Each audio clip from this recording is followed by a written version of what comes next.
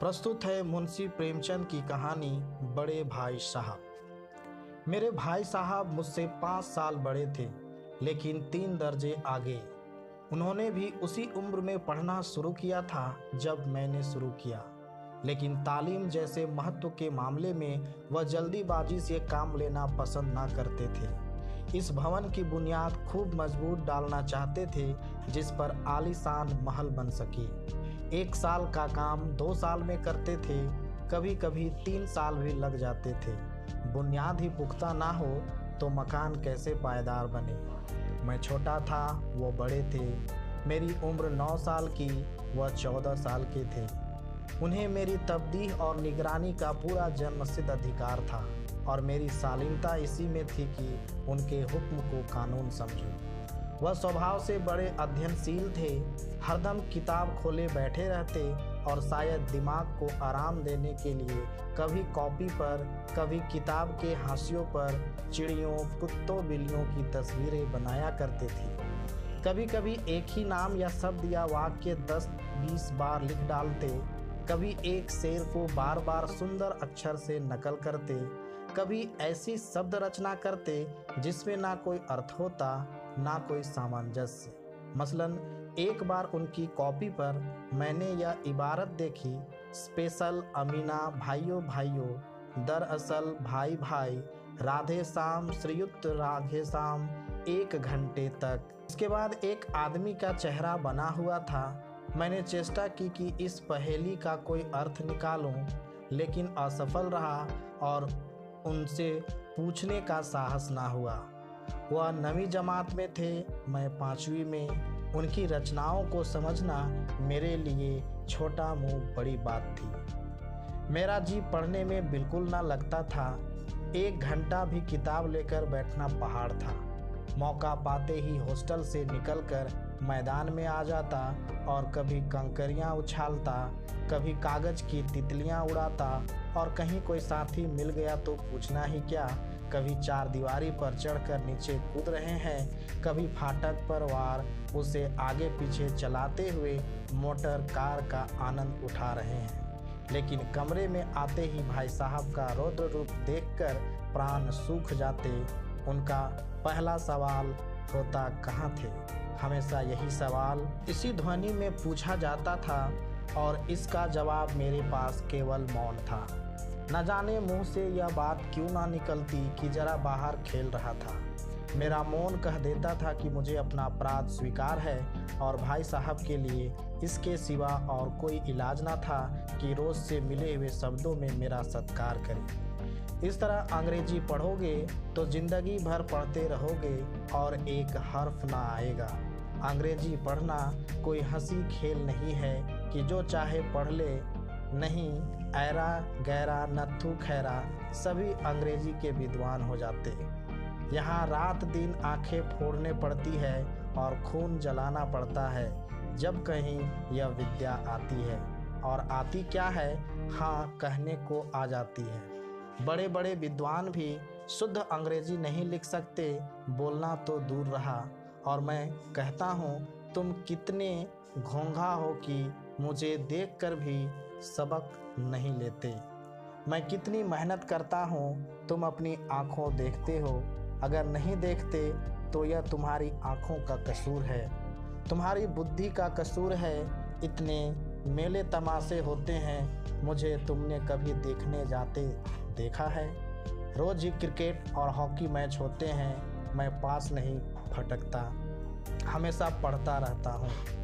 उस पर भी 1-1 दर्जे में 2-2, 3-3 साल पढ़ा रहता हूँ। फिर तुम कैसे आशा करते हो कि तुम यूँ खेलकूद में वक्त गवा कर पास हो जाओगे? मुझे तो 2-3 साल लगते हैं। तुम उम्र भर इसी दर्जे में पड़े सड़ते रहोगे। अगर तुम्हें इस तरह उम्र गंवानी है तो बेहतर है घर चले जाओ और मज़े से गुल्ली डंडा खेलो। दादा की गाड़ी कमाई के रुपये क्यों बर्बाद करते हो? मैं यह लताड़ सुनकर आंसू बहाने लगता। जवाब ही क्या था, अपराध तो मैंने किया, लताड़ कौन सहे। भाई साहब उपदेश की कला में निपुण थे। ऐसी ऐसी लगती बातें कहते, ऐसे ऐसे सुक्ति बाण चलाते कि मेरे जिगर के टुकड़े टुकड़े हो जाते और हिम्मत छूट जाती। इस तरह जान तोड़कर मेहनत करने की शक्ति मैं अपने में ना पाता था और उस निराशा में जरा देर के लिए मैं सोचने लगता, क्यों ना घर चला जाऊं। जो काम मेरे बूते के बाहर है उसमें हाथ डालकर क्यों अपनी ज़िंदगी खराब करूं। मुझे अपना मूर्ख रहना मंजूर था, लेकिन उतनी मेहनत से मुझे तो चक्कर आ जाता था। लेकिन घंटे 2 घंटे बाद निराशा के बादल फट जाते और मैं इरादा करता कि आगे से खूब जी लगाकर पढ़ूंगा। चटपट एक टाइम टेबल बना डालता, बिना पहले से नक्शा बनाए, बिना कोई स्कीम तैयार किए काम कैसे शुरू करूं। टाइम टेबल में खेल कूद की मद बिल्कुल उड़ जाती। प्रातःकाल उठना, 6 बजे मुंह हाथ धो नाश्ता कर पढ़ने बैठ जाना, 6 से 8 तक अंग्रेजी, 8 से 9 तक हिसाब, 9 से 9:30 तक इतिहास, फिर भोजन और स्कूल। 3:30 बजे स्कूल से वापस होकर आधा घंटा आराम, 4 से 5 तक भूगोल, 5 से 6 तक ग्रामर, आधा घंटा हॉस्टल के सामने टहलना, 6:30 से 7 तक अंग्रेजी कंपोजिशन, फिर भोजन करके 8 से 9 तक अनुवाद, 9 से 10 तक हिंदी, 10 से 11 तक विविध विषय, फिर विश्राम। मगर टाइम टेबल बना लेना एक बात है, उस पर अमल करना दूसरी बात। पहले ही दिन से उसकी अवहेलना शुरू हो जाती। मैदान की वह सुखद हरियाली, हवा के वह हल्के हल्के झोंके, फुटबॉल की उछल कूद, कबड्डी के वह दांव घात, वॉलीबॉल की वह तेजी और फुर्ती मुझे अज्ञात और अनिवार्य रूप से खींच ले जाती और वहां जाते ही मैं सब कुछ भूल जाता। वह जानलेवा टाइम टेबल, वह आंख फोड़ पुस्तकें किसी की याद न रहती और फिर भाई साहब को नसीहत और फजीहत का अवसर मिल जाता। मैं उनके साये से भागता, उनकी आंखों से दूर रहने की चेष्टा करता, कमरे में इस तरह दबे पांव आता कि उन्हें खबर ना हो। उनकी नज़र मेरी ओर उठी और मेरे प्राण निकले। हमेशा सिर पर नंगी तलवार सी लटकती मालूम होती। फिर भी जैसे मौत और विपत्ति के बीच में भी आदमी मोह और माया के बंधन में जकड़ा रहता है, मैं फटकार और घुड़कियां खाकर भी खेल कूद का तिरस्कार न कर सकता। सालाना इम्तिहान हुआ, भाई साहब फेल हो गए, मैं पास हो गया और दर्जे में प्रथम आया। मेरे और उनके बीच केवल 2 साल का अंतर रह गया। जी में आया भाई साहब को आड़े हाथों लूं। आपकी वह घोर तपस्या कहाँ गई? मुझे देखिए, मज़े से खेलता भी रहा और दर्जे में अव्वल भी हूँ। लेकिन वह इतने दुखी और उदास थे कि मुझे उनसे दिली हमदर्दी हुई और उनके घाव पर नमक छिड़कने का विचार ही लज्जास्पद जान पड़ा। हाँ, अब मुझे अपने ऊपर कुछ अभिमान हुआ और आत्माभिमान भी बढ़ा। भाई साहब का वह रोब मुझ पर ना रहा। आज़ादी से खेल कूद में शरीक होने लगा। दिल मजबूत था। अगर उन्होंने फिर मेरी फजीहत की तो साफ कह दूंगा, आपने अपना खून जलाकर कौन सा तीर मार लिया। मैं तो खेलते कूदते दर्जे में अव्वल आ गया। जवाब से यह हेकड़ी जताने का साहस ना होने पर भी मेरे रंग ढंग से साफ जाहिर होता था कि भाई साहब का वह आतंक अब मुझ पर नहीं है। भाई साहब ने इसे भांप लिया। उनकी सहसत बुद्धि बड़ी तीव्र थी और एक दिन जब मैं भोर का सारा समय गुल्ली डंडे की भेंट करके ठीक भोजन के समय लौटा तो भाई साहब ने मानो तलवार खींच ली और मुझ पर टूट पड़े। देखता हूँ इस साल पास हो गए और दर्जे में अव्वल आ गए तो तुम्हें दिमाग हो गया है। मगर भाईजान, घमंड तो बड़े बड़े का नहीं रहा, तुम्हारी क्या हस्ती है। इतिहास में रावण का हाल तो पढ़ा ही होगा। उसके चरित्र से तुमने कौन सा उपदेश लिया, या यूं ही पढ़ गए? महज इम्तिहान पास कर लेना कोई चीज़ नहीं, असल चीज़ है बुद्धि का विकास। जो कुछ पढ़ो उसका अभिप्राय समझो। रावण भूमंडल का स्वामी था। ऐसे राजों को चक्रवर्ती कहते हैं। आजकल अंग्रेजों के राज्य का विस्तार बहुत बढ़ा हुआ है। पर इन्हें चक्रवर्ती नहीं कह सकते। संसार में अनेकों राष्ट्र अंग्रेजों का आधिपत्य स्वीकार नहीं करते, बिल्कुल स्वाधीन है। रावण चक्रवर्ती राजा था। संसार के सभी महिम उसे कर देते थे। बड़े बड़े देवता उसकी गुलामी करते थे। आग और पानी के देवता भी उसके दास थे। मगर उसका अंत क्या हुआ? घमंड ने उसका नाम निशान तक मिटा दिया। कोई उसे एक चिल्लू पानी देने वाला भी ना बचा। आदमी जो कुकर्म चाहे करे, पर अभिमान न करे, इतराए नहीं। अभिमान किया और दिन दुनिया से गया। शैतान का हाल भी पढ़ा ही होगा। उसे यह अनुमान हुआ था कि ईश्वर का उससे बढ़कर सच्चा भक्त कोई है ही नहीं। अंत में यह हुआ कि स्वर्ग से नरक में ढकेल दिया गया। साहेरूम ने भी एक बार अहंकार किया था, भीख मांग मांग कर मर गया। तुमने तो अभी केवल एक दर्जा पास किया है और अभी से तुम्हारा सिर फिर गया, तब तो तुम आगे बढ़ चुके। यह समझ लो कि तुम अपनी मेहनत से नहीं पास हुए।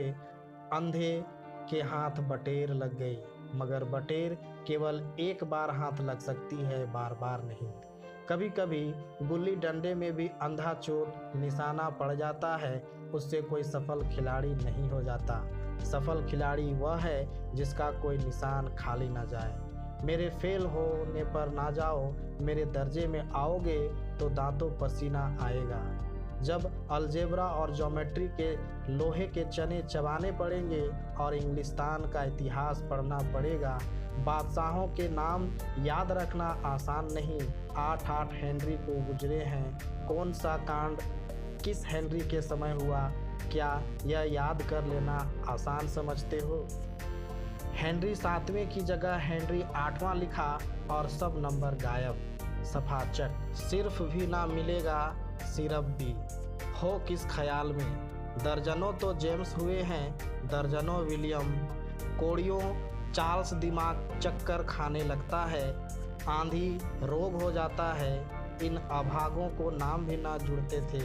एक ही नाम के पीछे द्वयम तेयम चहारम पंचम लगाते चले गए। मुझसे पूछते तो 10 लाख नाम बता देता। और ज्योमेट्री तो बस खुदा की पनाह। अ ब ज की जगह अ ज ब लिख दिया और सारे नंबर कट गए। कोई इन निर्दयी मुमतिहीनों से नहीं पूछता कि आखिर अ ब ज और अ ज ब में क्या फ़र्क है, और व्यर्थ की बात के लिए क्यों छात्रों का खून करते हो? दाल भात रोटी खाई या भात दाल रोटी खाई, इसमें क्या रखा है? मगर इन परीक्षकों को क्या परवाह? वह तो वही देखते हैं जो पुस्तक में लिखा है। चाहते हैं कि लड़के अक्षर अक्षर रट डाले, और इसी रटंत का नाम शिक्षा रख छोड़ा है। और आखिर इन बेसिर पैर की बातों के पढ़ने से क्या फ़ायदा? इस रेखा पर वह लम गिरा दो तो आधार लम से दुगुना होगा। पूछिए इससे प्रयोजन दुगुना नहीं चौगुना हो जाए या आधा ही रहे मेरी बला से। लेकिन परीक्षा में पास होना है तो यह सब खुराफात याद करनी पड़ेगी। कह दिया समय की पाबंदी पर एक निबंध लिखो जो 4 पन्नों से कम ना हो। अब आप कॉपी सामने खोले, कलम हाथ में लिए, उसके नाम को रोइए। कौन नहीं जानता कि समय की पाबंदी बहुत अच्छी बात है। इससे आदमी के जीवन में संयम आ जाता है, दूसरों का उस पर स्नेह होने लगता है और उसके कारोबार में उन्नति होती है। जरा सी बात पर 4 पन्ने कैसे लिखे? जो बात एक वाक्य में कही जा सके उसे 4 पन्ने में लिखने की ज़रूरत? मैं तो इसे हिमाकत समझता हूँ। यह तो समय की किफ़ायत नहीं बल्कि उसका दुरुपयोग है कि व्यर्थ में किसी बात को ठूंस दिया। हम चाहते हैं आदमी को जो कुछ कहना हो चटपट कह दे और अपनी राह ले, मगर नहीं, आपको 4 पन्ने रंगने पड़ेंगे, चाहे जैसे लिखिए, और पन्ने भी पूरे फुल कैप आकार की। यह छात्रों पर अत्याचार नहीं तो और क्या है? अनर्थ तो यह है कि कहा जाता है संक्षेप में लिखो। समय की पाबंदी पर संक्षेप में एक निबंध लिखो जो 4 पन्नों से कम ना हो। ठीक संक्षेप में 4 पन्ने हुए नहीं, शायद 100-200 पन्ने लिखवाते। तेज भी दौड़िए और धीरे धीरे भी। है उल्टी बात या नहीं? बालक भी इतनी सी बात समझ सकता है, लेकिन इन अध्यापकों को इतनी तमीज़ भी नहीं। उस पर दावा है कि हम अध्यापक हैं। मेरे दर्जे में आओगे लाला तो ये सारे पापड़ बेलने पड़ेंगे और तब आटे दाल का भाव मालूम होगा।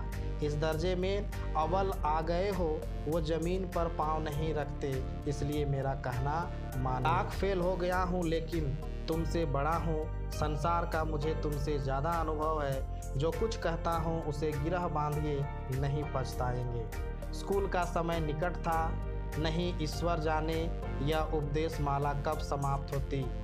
भोजन आज मुझे निस्वाद सा लग रहा था। जब पास होने पर यह तिरस्कार हो रहा है तो फेल हो जाने पर तो शायद प्राण ही ले लिए जाएं। भाई साहब ने अपने दर्जे की पढ़ाई का जो भयंकर चित्र खींचा था उसने मुझे भयभीत कर दिया। कैसे स्कूल छोड़कर घर नहीं भागा, यही ताज्जुब है। लेकिन इतने तिरस्कार पर भी पुस्तकों में मेरी अरुचि ज्यों की त्यों बनी रही। खेल कूद का कोई अवसर हाथ से न जाने देता। पढ़ता भी था मगर बहुत कम, बस इतना कि रोज का टास्क पूरा हो जाए और दर्जे में जलील ना होना पड़े। अपने ऊपर जो विश्वास पैदा हुआ था वह फिर लुप्त हो गया और फिर चोरों का सजीवन कटने लगा। फिर सालाना इम्तिहान हुआ और कुछ ऐसा संयोग हुआ कि मैं फिर पास हुआ और भाई साहब फिर फेल हो गए। मैंने बहुत मेहनत ना की पर ना जाने कैसे दर्जे में अव्वल आ गया। मुझे खुद अचरज हुआ। भाई साहब ने प्राणांतक परिश्रम किया था। कोर्स का एक एक शब्द चाट गए थे। 10 बजे रात तक इधर, 4 बजे भोर से उधर, 6 से 9:30 तक स्कूल जाने के पहले मुद्रा कांतिहीन हो गई थी, मगर बेचारे फेल हो गए। मुझे उन पर दया आती थी। नतीजा सुनाया गया तो वह रो पड़े और मैं भी रोने लगा। अपने पास होने वाली खुशी आधी हो गई। मैं भी फेल हो गया होता तो भाई साहब को इतना दुख ना होता, लेकिन विधि की बात कौन टाले। मेरे और भाई साहब के बीच में अब केवल एक दर्जे का अंतर और रह गया। मेरे मन में एक कुटिल भावना उदय हुई कि कहीं भाई साहब 1 साल और फेल हो जाएं तो मैं उनके बराबर हो जाऊं, फिर वह किस आधार पर मेरी फजीहत कर सकेंगे। लेकिन मैंने इस कमीने विचार को दिल से बलपूर्वक निकाल डाला। आखिर वह मुझे मेरे हित के विचार से ही तो डांटते हैं। मुझे उस वक्त अप्रिय लगता है अवश्य, मगर यह शायद उनके उपदेशों का ही असर हो कि मैं दनादन पास होता जाता हूँ और इतने अच्छे नंबरों से। अब की भाई साहब बहुत कुछ नर्म पड़ गए थे। कई बार मुझे डांटने का अवसर पाकर भी उन्होंने धीरज से काम लिया। शायद अब वह खुद समझने लगे थे कि मुझे डांटने का अधिकार उन्हें नहीं रहा, या रहा तो बहुत कम। मेरी स्वच्छंदता भी बढ़ी। मैं उनकी सहिष्णुता का अनुचित लाभ उठाने लगा। मुझे कुछ ऐसी धारणा हुई कि मैं तो पास ही हो जाऊंगा, पढ़ूं या ना पढ़ूं, मेरी तकदीर बलवान है। इसलिए भाई साहब के डर से जो थोड़ा बहुत पढ़ लिया करता था वह भी बंद हुआ। मुझे कनकौवे उड़ाने का नया शौक पैदा हो गया था और अब सारा समय पतंगबाजी ही की भेंट होता था। फिर भी मैं भाई साहब का अदब करता था और उनकी नज़र बचाकर कनकौवे उड़ाता था। मांझा देना, कन्ने बांधना, पतंग टूर्नामेंट की तैयारियां आदि समस्याएं अब गुप्त रूप से हल की जाती थी। भाई साहब को यह संदेह ना करने देना चाहता था कि उनका सम्मान और लिहाज मेरी नज़रों से कम हो गया है। एक दिन संध्या समय हॉस्टल से दूर मैं एक कनकौआ लूटने बतहासा दौड़ा जा रहा था। आंखें आसमान की ओर थी और मन उस आकाशगामी पथिक की ओर जो मंद गति से झूमता पतन की ओर चला जा रहा था। मानो कोई आत्मा स्वर्ग से निकलकर विरक्त मन से नए संस्कार ग्रहण करने जा रही हो। बालकों की एक पूरी सेना लगे और झड़दार बांस लिए उनका स्वागत करने को दौड़ी आ रही थी। किसी को अपने आगे पीछे की खबर ना थी। सभी मानो उस पतंग के साथ ही आकाश में उड़ रहे थे, जहाँ सब कुछ समतल है, ना मोटर कारें हैं, ना ट्राम, ना गाड़ियाँ। सहसा भाई साहब से मेरी मुठभेड़ हो गई, जो शायद बाजार से लौट रहे थे। उन्होंने वहीं मेरा हाथ पकड़ लिया और उग्र भाव से बोले, इन बाजारी लौंडों के साथ धेले के कनकुएं के लिए दौड़ते तुम्हें शर्म नहीं आती? तुम्हें इसका भी कुछ लिहाज नहीं कि अब नीची जमात में नहीं हो, बल्कि 8वीं जमात में आ गए हो और मुझसे केवल एक दर्जा नीचे हो। आखिर आदमी को कुछ तो अपनी पोजीशन का ख्याल करना चाहिए। एक ज़माना था कि लोग 8वां दर्जा पास करके नायब तहसीलदार हो जाते थे। मैं कितने ही मिड लचियों को जानता हूँ जो आज अव्वल दर्जे के डिप्टी मजिस्ट्रेट या सुपरिटेंडेंट हैं। कितने ही 8वीं जमात वाले हमारे लीडर और समाचार पत्रों के संपादक हैं। बड़े बड़े विद्वान उनकी मातहती में काम करते हैं और तुम उसी 8वें दर्जे में आकर बाजारी लौंडों के साथ कनकौए के लिए दौड़ रहे हो। मुझे तुम्हारी इस कम अक्ली पर दुख होता है। तुम जहीन हो, इसमें शक नहीं, लेकिन वह जहन किस काम का जो हमारे आत्मगौरव की हत्या कर डाले। तुम अपने दिन में समझते होगे मैं भाई साहब से महज एक दर्जा नीचे हूँ और अब उन्हें मुझको कुछ कहने का हक नहीं है। लेकिन यह तुम्हारी गलती है। मैं तुमसे 5 साल बड़ा हूँ और चाहे आज तुम मेरी ही जमात में आ जाओ और परीक्षकों का यही हाल है, तो निसंदेह अगले साल तुम मेरे समकक्ष हो जाओगे और शायद 1 साल बाद तुम मुझसे आगे निकल जाओ। लेकिन मुझ में और जो 5 साल का अंतर है, उसे तुम क्या खुदा भी नहीं मिटा सकता। मैं तुमसे 5 साल बड़ा हूँ और हमेशा रहूँगा। मुझे दुनिया का और ज़िंदगी का जो तजुर्बा है, तुम उसकी बराबरी नहीं कर सकते। चाहे तुम MA, DPhil और DLit ही क्यों ना हो जाओ। समझ किताबें पढ़ने से नहीं आती। हमारी अम्मा ने कोई दर्जा पास नहीं किया और दादा भी शायद 5वीं जमात के आगे नहीं गए। लेकिन हम दोनों चाहे सारी दुनिया की विधा पढ़ लें, अम्मा और दादा को हमें समझाने और सुधारने का अधिकार हमेशा रहेगा। केवल इसलिए नहीं कि वे हमारे जन्मदाता हैं, बल्कि इसलिए कि उन्हें दुनिया का हमसे ज़्यादा तजुर्बा है और रहेगा। अमेरिका में किस तरह की राज्य व्यवस्था है और 8वें हेनरी ने कितने विवाह किए और आकाश में कितने नक्षत्र है, यह बातें चाहे उन्हें ना मालूम हो, लेकिन हजारों ऐसी आते हैं जिनका ज्ञान उन्हें हमसे और तुमसे ज़्यादा है। देव ना करे आज मैं बीमार हो जाऊं तो तुम्हारे हाथ पांव फूल जाएंगे। दादा को तार देने के सिवा तुम्हें और कुछ न सूझेगा। लेकिन तुम्हारी जगह पर दादा हो तो किसी को तार ना दे, ना घबराए, ना बदहवास हो। पहले खुद मर्ज पहचान कर इलाज करेंगे, उसमें सफल ना हुए तो किसी डॉक्टर को बुलाएंगे। बीमारी तो खैर बड़ी चीज़ है। हम तुम तो इतना भी नहीं जानते कि महीने भर कैसे चले। जो कुछ दादा भेजते हैं उसे हम 20-22 तक खर्च कर डालते हैं और पैसे को मोहताज हो जाते हैं। नाश्ता बंद हो जाता है, धोबी और नाई से मुंह चुराने लगते हैं। लेकिन जितना आज हम और तुम खर्च कर रहे हैं, उसके आधे में दादा ने अपनी उम्र का बड़ा भाग इज्जत और नेकनामी के साथ निभाया है और एक कुटुंब का पालन किया है, जिसमें सब मिलाकर 9 आदमी थे। अपने हेडमास्टर साहब ही को देखो, MA है कि नहीं, और यहाँ के MA नहीं, ऑक्सफोर्ड के 1000 रुपये पाते हैं, लेकिन उनके घर इंतज़ाम कौन करता है? उनकी बूढ़ी माँ। हेडमास्टर साहब की डिग्री यहाँ बेकार हो गई। पहले खुद घर का इंतज़ाम करते थे, खर्च पूरा ना पड़ता था, कर्जदार रहते थे। जब से उनकी माताजी ने प्रबंध अपने हाथ में ले लिया है, जैसे घर में लक्ष्मी आ गई है। तो भाईजान, यह ज़रूर दिल से निकाल डालो कि तुम मेरे समीप आ गए हो और अब स्वतंत्र हो। मेरे देखते तुम बेराह नहीं चल पाओगे। अगर तुम यूँ ना मानोगे तो मैं थप्पड़ दिखाकर इसका प्रयोग भी कर सकता हूँ। मैं जानता हूँ तुम्हें मेरी बातें जहर लग रही है। मैं उनकी इस नई युक्ति से नतमस्तक हो गया।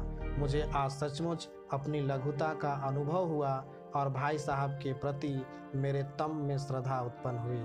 मैंने सजल आंखों से कहा, हरगिज नहीं, आप जो कुछ फरमा रहे हैं वह बिल्कुल सच है और आपको कहने का अधिकार है। भाई साहब ने मुझे गले लगा लिया और बाल कनकाए उड़ान को मना नहीं करता। मेरा जी भी ललचाता है, लेकिन क्या करूं? खुद बेराह चलूं तो तुम्हारी रक्षा कैसे करूं? यह कर्तव्य भी तो मेरे सिर पर है। संयोग से उसी वक्त एक कटा हुआ कनकौआ हमारे ऊपर से गुजरा। उसकी डोर लटक रही थी। लड़कों का एक गोल पीछे पीछे दौड़ा चला आता था। भाई साहब लंबे हैं ही, उछलकर उसकी डोर पकड़ ली और बेतहाशा होटल की तरफ दौड़े। मैं पीछे पीछे दौड़ रहा था।